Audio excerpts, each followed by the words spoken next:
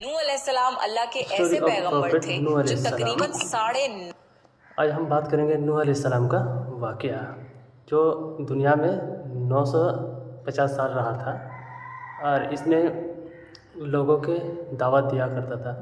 यह अल्लाह का एक पैगंबर है, ख़ास पैगंबर। चलो इसके बारे में आज सुनते हैं। बहुत दिलचस्पी वाक़या है, कहानी है। चलिए। 900 साल जिंदा रहे और अल्लाह की तरफ लोगों को दावत दी। अगर आपको प्रॉफिट सीरीज में इंटरेस्ट है तो प्लीज मेरे चैनल को सब्सक्राइब कर लीजिए। चलिए शुरू करते हैं with the real life story of profit नूह अलैहिस्सलाम।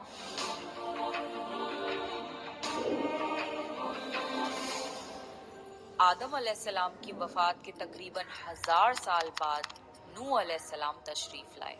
आदम अलैहिस्सलाम के बाद की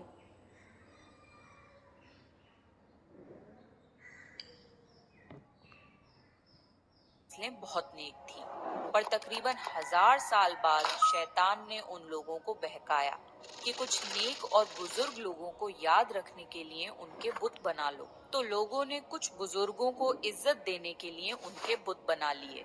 उस वक्त तो बुतों की पूजा नहीं हुई, पर कुछ नस्लों बाद के लोग आहिस्ता आहिस्ता इन बुतों को पूजने लग गए।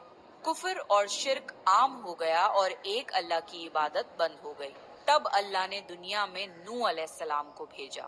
उस वक्त इंसानों की उम्रें ज्यादा होती थी और नूह अलैहिस्सलाम की उम्र तकरीबन 950 साल थी।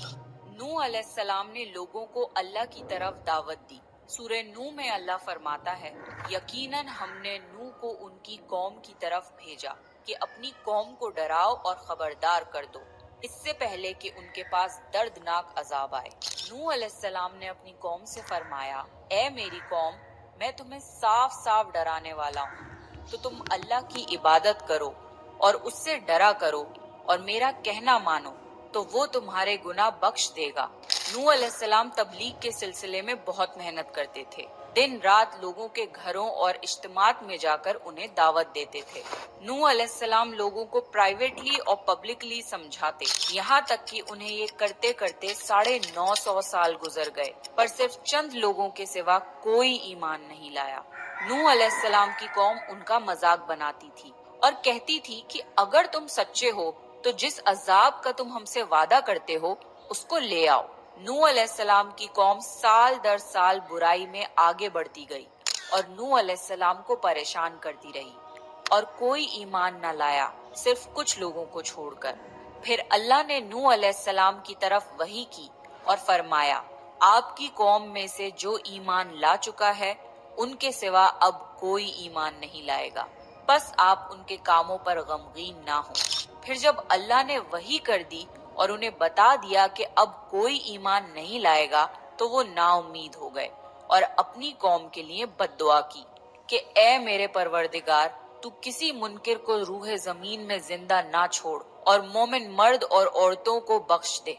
नूह अलैहिस्सलाम ने जब अल्लाह को पुकारा तो अल्लाह ने नूह अलैहिस्सलाम को एक बड़ी कश्ती बनाने की वही की, लेकिन नूह अलैहिस्सलाम नहीं जानते थे कि वो इतनी बड़ी कश्ती कैसे बनाएं। तो अल्लाह ने जिब्रील अलैहिस्सलाम को उनकी मदद के लिए भेजा। नूह अलैहिस्सलाम एक पहाड़ पे रहते थे। उनके आसपास दरख्त नहीं थे, ना ही पानी था। उन्होंने बहुत से दरख्त उगाए, फिर उनको काटा और पहाड़ पर बैठ के कश्ती तैयार करते रहे। लोग जब नूह अलैहिस्सलाम को कश्ती बनाते हुए देखते तो उनका बहुत मजाक बनाते और कहते, ये कैसा मजनून है जो पहाड़ पे कश्ती बना रहा है। धीरे धीरे बहुत मेहनत के बाद एक बहुत बड़ी कश्ती तैयार हो गई। एक जगह आता है कि नूह अलैहिस्सलाम ने ये कश्ती 100 साल में तैयार की। इस कश्ती की लंबाई 300 गज, ऊंचाई 30 गज और चौड़ाई 50 गज थी। एक अंदाजे के मुताबिक इस कश्ती की लंबाई 1 किलोमीटर से ज्यादा थी और गहराई 30 हाथ थी। ये कश्ती आम कश्तियों की तरह ऊपर से खुली हुई नहीं थी, बल्कि इसको जैसे नीचे से बंद किया गया था वैसे ही ऊपर से भी बंद किया गया था, ताकि ऊपर से जो बारिश बरसे वो उन्हें नुकसान ना दे। इस कश्ती के 3 फ्लोर्स थे और हर फ्लोर में एक दरवाजा था। अल्लाह ने नूह अलैहिस्सलाम को हुक्म दिया कि मोमिनों को और अपने घर वालों को और जमीन पर बसने वाले तमाम जानवरों का जोड़ा जोड़ा इस कश्ती में सवार कर लो। फिर अल्लाह ने आसमान और जमीन में से पानी खोल दिया اور سیلاب آ گیا۔ اس سیلاب نے دنیا میں رہنے والے انسان اور جانور سب کو غرق کر دیا۔ طوفان کا پانی پہاڑوں سے بھی اوپر ہو گیا اور صرف نوح علیہ السلام کی کشتی اس طوفان میں باقی رہی۔ صرف وہی لوگ اور جانور بچے تھے جو کشتی پر سوار تھے۔ اتنے بڑے نبی ہونے کے باوجود نوح علیہ السلام کا بیٹا کشتی پر نہ آیا۔ نوح علیہ السلام نے اسے پکارا کہ میرے بیٹے اس کشتی میں آ جا اور کافروں کا ساتھی نہ بن، لیکن اس نے کہا کہ میں کسی پہاڑ کی چوٹی پر پناہ لے لوں گا جو مجھے اس پانی سے بچائے گی۔ نوح علیہ السلام نے فرمایا کہ آج اللہ کے حکم سے کچھ بچنے والا نہیں مگر وہ ہی جس پہ اللہ رحم کرے۔ باپ اور بیٹے کے درمیان یہ گفتگو جاری تھی کہ ایک طوفانی موج نے ان کے بیٹے کو غرق کر دیا۔ جب نوح علیہ السلام کے سامنے ان کا بیٹا غرق ہو گیا تو ان کی آنکھوں میں آنسو آ گئے اور وہ پکار اٹھے، اور تو نے مجھ سے وعدہ کیا تھا کہ میرے گھر والوں کو نجات عطا فرمائے گا، اور تو تمام حاکموں میں سے بہتر حاکم ہے، لہٰذا یہ ناممکن ہے کہ تیرا وعدہ پورا نہ ہو۔ اللہ نے فرمایا اے نوح، وہ تیرے اہل سے نہیں تھا کیونکہ وہ کافر تھا۔ کفر نسب کو ختم کر دیتا ہے۔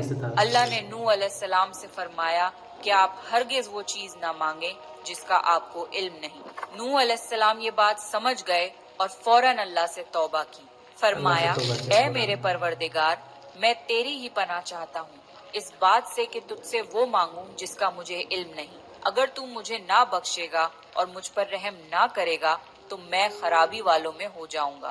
کشتی نوح علیہ السلام اور ان کے ساتھیوں اور سارے جانوروں کی نسل کو لیے پانی کی تیز لہروں پر بلندی سے چل رہی تھی، مگر زمین پر موجود ہر چیز، انسان، جانور، پرندے غرق ہو چکے تھے۔ ان میں سے کوئی باقی نہیں بچا تھا۔ اگر کوئی بچا تھا تو وہ تھے کشتی والے۔ نوح علیہ السلام اور ان کے ساتھی 6 مہینے تک اس کشتی میں رہے۔ آخر اللہ کے حکم سے طوفان رک گیا۔ اللہ نے زمین کو حکم دیا کہ وہ پانی نگل جائے۔ زمین نے سارا پانی نگل لیا اور زمین خشک ہو گئی اور کشتی پہاڑ پر جا کر ٹھہر گئی۔ اب انہیں حکم ہوا کہ سلامتی کے ساتھ کشتی سے اتر آئیے، آپ سب پر برکت نازل ہوگی اور ان نسلوں پر بھی جو آپ سے پیدا ہوں گی۔ پھر صرف نوح علیہ السلام سے آگے کی نسل شروع ہوئی اور زمین میں ان کی اولاد کے علاوہ کسی اور کی نسل باقی نہ رہی۔ سارے جانوروں کی نسلیں بھی یہیں سے پھر سے پیدا ہوئی۔ نوح علیہ السلام کے 3 بیٹے تھے، سام، حام اور یافز، جن سے دنیا کی نسل آگے بڑھی۔ سام کی اولاد گندمی رنگ کی تھی۔ عرب ممالک سیریا، فلسطین اور اسرائیل کے لوگ سام کی اولاد ہیں۔ حام کی اولاد کالی رنگت کی تھی۔ افریقہ، ایبوریجنل آسٹریلیا، انڈیا، ایجپٹ اور سوڈان کے لوگ حام کی اولاد ہیں۔ گوری رنگت کے لوگ یافز کی اولاد ہیں۔ چائنا، جاپان، کوریا اور یورپ کے لوگ یافز کی نسل ہیں۔ نوح علیہ السلام کا چوتھا بیٹا جو ایمان نہ لانے کی وجہ سے برباد کر دیا گیا تھا، اس کا نام کنان تھا اور اس سے کوئی نسل آگے نہیں بڑھی۔ قرآن میں اللہ نے فرمایا اور ہمیں نوح نے پکارا تو دیکھ لو کہ ہم کیسی اچھی دعا قبول کرنے والے ہیں۔ ہم نے اسے اور اس کے فرما برداروں کو اس زبردست مصیبت سے بچا لیا اور اس کی اولاد ہم نے باقی رہنے والی بنا دی۔ طوفان کے بعد نوح علیہ السلام 350 سال زندہ رہے، پھر نوح علیہ السلام فوت ہو گئے۔ نوح علیہ السلام کی کشتی آج بھی موجود ہے۔ ریسرچرز نے ترکی میں اس کشتی کو ڈھونڈ لیا ہے۔ قرآن میں اللہ نے فرمایا اور بے شک ہم نے اس واقعے کو نشانی بنا کے باقی رکھا، پس ہے کوئی نصیحت حاصل کرنے والا؟ لوگ سٹوریز کو تو ڈینائی کر سکتے ہیں پر ایویڈنسز کو ڈینائی نہیں کر سکتے۔ نوح علیہ السلام کی یہ کشتی ایک بہت بڑا ایویڈنس ہے اس پورے واقعے کا۔ تو یہ تھا نوح علیہ السلام کا بہترین واقعہ۔ یہ نوح علیہ السلام کا بہترین واقعہ ہے۔ اب ہم اس میں بات کریں گے جو نوح علیہ السلام کا جو بیٹا تھا اس کا نافرمانی کیا تو اس نے اس کو چھوڑ دیا، لیکن اس وقت نوح علیہ السلام کو افسوس ہوا، آنکھ سے آنسو آئے، کیونکہ نافرمانی کیا تو اللہ کا حکم تھا کہ اپنے بیٹا کو بھول جاؤ۔